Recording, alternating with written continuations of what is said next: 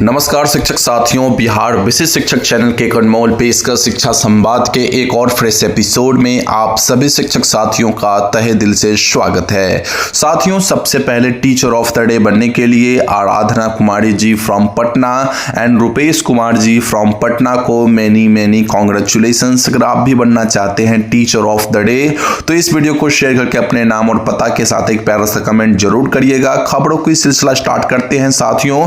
तो पहली बड़ी अपडेट जो निकल के आ रही है वो है 18 तरह के शिक्षक व कर्मी का मांगा रिकॉर्ड। जी हां शिक्षक बंधुओं, रोजगार सृजन के तहत माध्यमिक शिक्षा निदेशक सज्जन आर ने 3 दिनों में सभी 38 जिलों के डीईओ से 18 प्रकार के शिक्षकों व कर्मियों का रिकॉर्ड मांगा है। इसमें पुराने वेतनमान वाले +2 व्याख्याता, प्रधानाध्यापक, सहायक शिक्षक और व्यावसायिक अनुदेशक सहित सभी श्रेणियों के शिक्षकों की संख्या और सूची मांगी गई है।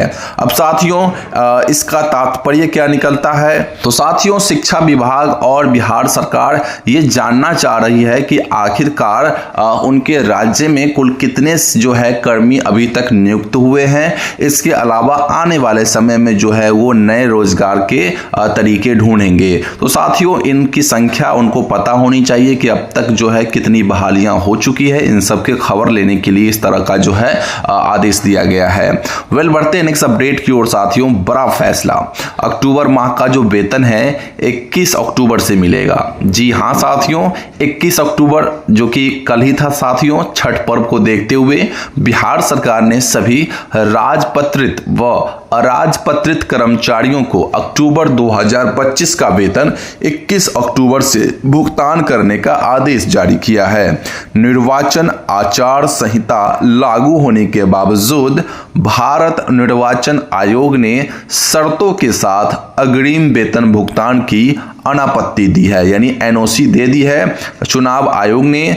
और सभी विभागों, जिलाधिकारियों और कोषागार अधिकारियों को आदेश के पालन का निर्देश दिया गया है। अब साथियों, इस आदेश में शिक्षा विभाग सहित अन्य विभागों के जो भी राजपत्रित व अराजपत्रित कर्मचारी हैं, उन सभी कर्मचारियों का, शिक्षकों का जो अक्टूबर माह का वेतन भुगतान है कल से होना प्रारंभ हो गया है। और ये जो है साथियों, आपको मैं बता दूं कि शिक्षा विभाग में भी तो साथियों कल से प्रारंभ हो चुका है अकॉर्डिंग टू लेटर, लेकिन आज से परफेक्ट तरीके से जो है वेतन भुगतान होना शुरू हो जाएगा। इस बात को आप सभी शिक्षक साथी ध्यान में रखेंगे और इसी पत्र का इंतजार में काफी लोग बैठे हुए थे। खैर, बढ़ते हैं नेक्स्ट अपडेट की ओर। वहीं साथियों, शिक्षकों के वेतन भुगतान पर कल नई वीसी में जो मीटिंग थी उसमें कुछ आदेश दिए गए हैं साथियों। चलिए उसे जान लेते हैं। शिक्षा विभाग की हालिया वीसी मीटिंग में निदेशक ने आदेश दिया है कि सभी प्रकार के शिक्षकों का जो है 25 अक्टूबर तक वेतन भुगतान कर दिया जाए। साथियों, 21 अक्टूबर से ये वेतन भुगतान की प्रक्रिया शुरू हुई है और इसे 25 अक्टूबर तक हर हाल में कंप्लीट करने का वीसी में आदेश दिया गया है। हालांकि जिन प्रधानाध्यापकों का या प्रधान शिक्षकों का HRMS ऑनबोर्डिंग अभी तक पूरा नहीं हुआ है, उनका वेतन फिलहाल रुका रहेगा। वहीं जिनका ऑनबोर्डिंग पूरा हो चुका है उनका भुगतान शीघ्र किया जाएगा। साथियों, इस बात को आप सभी ध्यान रखिएगा कि भाई जो पेमेंट का जो भुगतान करने का जो अंतिम तिथि विभाग ने वीसी में आदेश किया है वो है 25 अक्टूबर। अब साथियों, पिछले बार की अगर मैं बात करूं 25 सितंबर रखा गया था दुर्गा पूजा से पूर्व वेतन भुगतान का, लेकिन साथियों जो निष्कर्ष क्या निकला वहां पे कि 25 तारीख तक सभी शिक्षक बंधुओं का जो है वेतन भुगतान नहीं हुआ, वो 30/1/2 तक चला गया कहीं ना कहीं मामला। तो इस बार देखना होगा क्या सचमुच 25 अक्टूबर तक सभी शिक्षकों का वेतन भुगतान संभव हो पाता है अथवा नहीं, ये जानना बहुत अहम है और देखना भी काफी दिलचस्प होगा। बढ़ते हैं नेक्स्ट अपडेट की ओर साथियों। तो विशिष्ट शिक्षकों की सैलरी फिक्सेशन में उगाही का आरोप लग रहा है साथियों। जी हां शिक्षक बंधुओं, विशिष्ट शिक्षकों की सैलरी फिक्सेशन प्रक्रिया में भारी गड़बड़ी और उगाही के आरोप लगे हैं। बीओ और डीपीओ स्तर पर सेवा सत्यापन के नाम पर शिक्षकों से हजारों रुपए वसूले जा रहे हैं। हालांकि इसकी पुष्टि हमारी टीम या मैं खुद नहीं करता, क्योंकि मेरे पास इसका जो है प्रॉपर एविडेंस नहीं है। इसी कारण इस कई जिलों में सैलरी फिक्सेशन की जो प्रक्रिया है जानबूझकर धीमी की जा रही है, जिससे सैकड़ों शिक्षकों की सैलरी अब तक रुकी हुई है।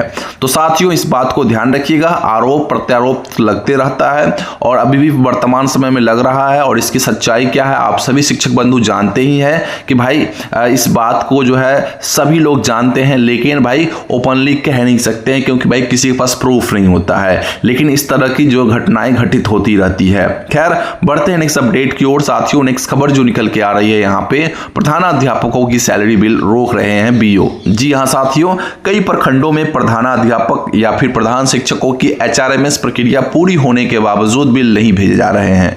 वहीं के जो स्थानीय बीओ है, उनका कहना है कि जब तक विभागीय आदेश नहीं आएगा बिल नहीं भेजेंगे। इस वजह से वीसी आदेश और निदेशक के पत्र के बाद भी सैलरी भुगतान बाधित है। कई जिलों में कुछ शिक्षकों को सैलरी मिल चुकी है, जबकि अन्य का भुगतान रुका हुआ है। साथियों, प्रधान शिक्षक और प्रधानाध्यापक का तो मामला अलग ही पेचीदा बना हुआ है। एक ही जिला के जो है कुछ प्रखंडों में जो है वेतन भुगतान संपन्न भी हो चुका है। वहीं उसी जिले के बहुत सारे प्रखंडों में अभी तक जो है वहां के जो प्रधान शिक्षक है, प्रधानाध्यापक है, वो बैठे बैठे अपने वेतन का सिर्फ इंतजार कर रहे हैं।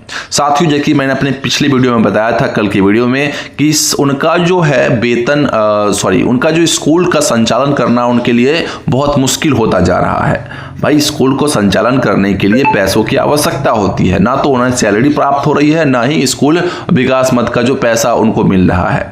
कुछ एक जिलों में इसकी पैसा मिलना प्रारंभ हो चुका है इस विकास मद का, बट हालांकि अभी तक पूर्ण रूप से हर जगह नहीं मिला है। तो इस बात को भी आप सभी शिक्षक ध्यान रखेंगे। और बढ़ते हम साथियों नेक्स्ट अपडेट की ओर। तो साथियों, अगली खबर जो निकल के आ रही है, शिक्षकों के लिए वेतन भुगतान बड़ी चुनौती। जी हाँ शिक्षक बंधुओं, शिक्षकों के लिए अब सबसे बड़ी चुनौती है कि समय पर वेतन मिले या नहीं। ट्रांसफर और एलपीसी इन आउट प्रक्रिया पूरी हो जाने के बाद भी शिक्षक अपने वेतन की उलझनों में फंसे हुए हैं। निदेशक के आदेश के बावजूद जिलों में भुगतान प्रक्रिया असमान बनी हुई है। कहीं एक जिला में भुगतान हो रही है, कहीं पर अभी फिक्सेशन हो रहा है, कहीं पर तो पत्र अभी कल परसों निकल ही रहा है। साथियों, तो ये अनियमितताएं बनी हुई है। हर जगह अपना अपना मन से लोग जो है काम कर रहे हैं।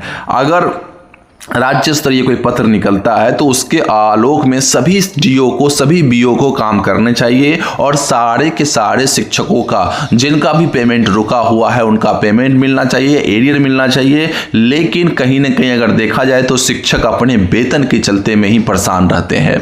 वो बच्चों को पढ़ाएंगे क्या, लेकिन साथियों विभाग को इन सब से कोई मतलब ही नहीं है। खैर, बढ़ते हैं नेक्स्ट अपडेट की ओर। साथियों, अक्टूबर एडवांस सैलरी और एरियर भुगतान प्रश्न से। जी हाँ साथियों, एक और अपडेट है। अक्टूबर एडवांस सैलरी और एरियर भुगतान को लेकर अभी भी स्थिति स्पष्ट नहीं है। विशिष्ट शिक्षकों, प्रधानाध्यापकों और टीआरई 1, 2, 3 शिक्षकों का एरियर भुगतान आधा अधूरा है।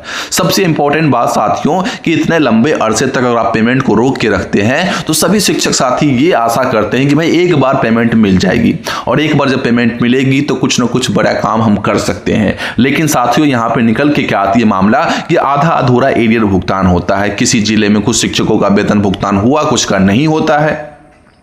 सरकार चाहे तो यह भुगतान कर सकती है, लेकिन वर्तमान में एरियर भुगतान की जो फाइलें हैं प्रखंड स्तर पर लंबित है। कई जगह एरियर लिस्ट तैयार भी की जा चुकी है और प्राण व अकाउंट नंबर से भुगतान की तैयारी चल रही है। लेकिन कुछ जगहों पर क्या है साथियों कि अभी तक जो है कान पे जूं तक नहीं रेंग रही है। वहां के जो बैठे स्थानीय पदाधिकारी है वो शिक्षकों की बिल्कुल नहीं सुन रहे हैं। आखिरकार शिक्षक अपनी समस्याओं का निदान के लिए जाए तो जाए कहाँ। आप डीओ के पास जाने नहीं देते हैं और आप पीओ के पास जो है शिकायत लेके जाइए तो उसका निवारण नहीं हो पाता है। तो बहुत समस्या बनी हुई है शिक्षकों के साथ में और ना जाने ये समस्याएं कब समाप्त होगी। अगर आप इन बातों से सहमत है तो कमेंट बॉक्स में जरूर बताएं, क्या ऐसा स्थिति आपके स्थानीय जो पदाधिकारी के साथ है अथवा नहीं। कमेंट बॉक्स में जरूर बताइएगा, हमें आपके कमेंट का इंतजार रहेगा। खैर, बढ़ते हैं हम नेक्स्ट अपडेट की ओर। तो साथियों, निर्वाचन आयोग ड्यूटी के भुगतान पर राहत। साथियों, ये अपडेट अभी निकल के आ रही है सूत्रों के मुताबिक ही आप कह सकते हैं कि निर्वाचन आयोग ड्यूटी के भुगतान को लेकर दूसरा पत्र जारी हो चुका है। अब जल्द ही ड्यूटी करने वाले शिक्षकों को भुगतान मिलना शुरू होगा, चाहे वो रिजर्व में रहे या फिर सक्रिय ड्यूटी में, सभी को इस बार भुगतान मिलने की संभावना है। अब साथियों, ये संभावना हर बार होती है, लेकिन कहीं ना कहीं रिजर्व में रहे शिक्षकों का, रिजर्व में रहे कर्मियों का कहीं ना कहीं हर बार जो है परेशानी का सामना करना पड़ता है। हर बार उनकी टेंशन होती है कि भाई ड्यूटी लगाया जाएगा, और वो उनको जो है अंततः क्या होता है, कई सारे जिलों में मैंने देखा है कि ईवीएम कलेक्ट करने में लगा देता है। रात भर जाग के ईवीएम कलेक्ट किया जाता है, लेकिन वेतन के नाम पर, उनके मानदेय के नाम पर कुछ नहीं मिलता है।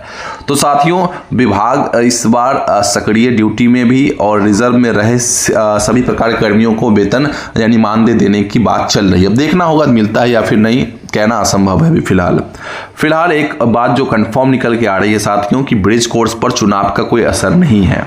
जी हाँ साथियों, छठे चरण में बहाल बीएड प्राथमिक शिक्षकों के लिए जो है ब्रिज कोर्स करना अनिवार्य है, आपको पता होगा। और ब्रिज कोर्स की जो प्रक्रिया है वो स्टार्ट भी हो चुकी थी पूर्व में, जहां पे शिक्षकों से डाटा कलेक्ट करके मांगा जा रहा था।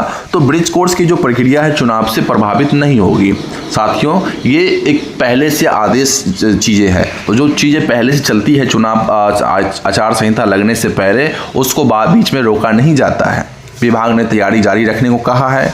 जिन शिक्षकों को, अगर हम अगली अपडेट की ओर बात करें, जिन शिक्षकों का एचआरएमएस अपडेट और ऑनबोर्डिंग पूरा हो चुका है, उनके वेतन स्लिप में अब 7th पे और 58% डीए देखने लगा है। साथियों, 7th पे के अकॉर्डिंग ही 58% जो है डीए दिखेगा, इस बात को आपको पता है। हालांकि 7वां वेतन आयोग का लाभ शिक्षकों को फिलहाल नहीं मिल रहा है।